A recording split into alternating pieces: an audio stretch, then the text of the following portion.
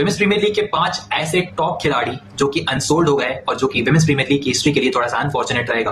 पहले नंबर पर नाम आता है एलिजा हीली का। Alyssa Healy has been the captain of UP Warriors. उन्होंने अपने पूरे करियर में 428 रन बनाए थे और 17 मैचेस में उन्होंने बहुत अच्छी कप्तानी करी यूपी वॉरियर्स के लिए। लेकिन कहीं ना कहीं 50 लाख का पर्स था और टीम्स के पास पर्स और उनका जो समीकरण था वो एलिजा हीली के लिए शायद सही नहीं बैठ रहा था। That is why they picked Indian wicket keepers. This is the one of the biggest reason जहां पर एलिजा हीली अनसोल्ड हो गई। दूसरा नाम है और जो कि सबसे अचंभित करने वाला नाम है वो है इजी वोंग का। इंग्लैंड की खिलाड़ी हैं, इन्होंने मुंबई इंडियंस के लिए टोटल 15 विकेट निकाले हैं। और अगर मैं बात करूं डब्ल्यूपीएल की हैट्रिक की, तो पहली जो डब्ल्यूपीएल हैट्रिक थी वो इजी वोंग ने ली थी और उन्होंने मुंबई इंडियंस के लिए खेलते हुए सामने वाली टीमों के ऊपर नाक में दम कर दिया था जिस तरीके की वो गेंदबाजी करती हैं। इजी वोंग का 30 लाख रुपए का बेस प्राइस था, वो डिजर्व भी करती थी एज बॉलर, लेकिन उन्हें वो अनफॉर्चुनेटली नहीं मिला। तीसरा नाम है हैदर नाइट का। हैदर नाइट बहुत बड़ा नाम है वर्ल्ड क्रिकेट में, यहाँ पर इंग्लैंड की प्लेयर है, लेकिन हैदर नाइट आरसीबी में खेलती थी और उतना अपने आप को प्रूव नहीं कर पाई विमेंस प्रीमियर लीग में। That is why I think for 50 lakh rupees टीमों ने सोचा होगा कि थोड़ा सा जो है ज्यादा अमाउंट है, हेफ्टी अमाउंट है फॉर हैदर नाइट, इसीलिए उन्हें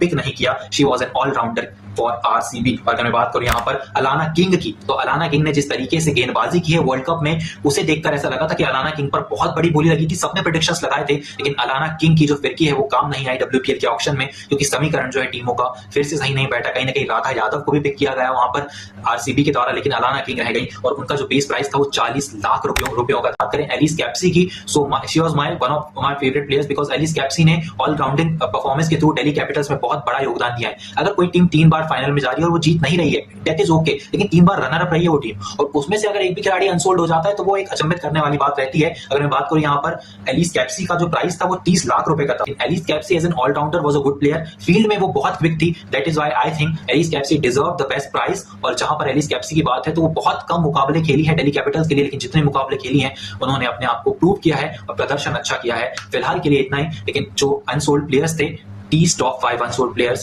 were hitting so hard and Alyssa Healy हो, चाहे वो हैदर नाइट हो, चाहे वो एलिस कैप्सी हो, एक बेस प्राइस था थोड़ा सा ज्यादा रहा होगा, इसीलिए टीमों के समीकरण में ये खिलाड़ी फिट नहीं बैठ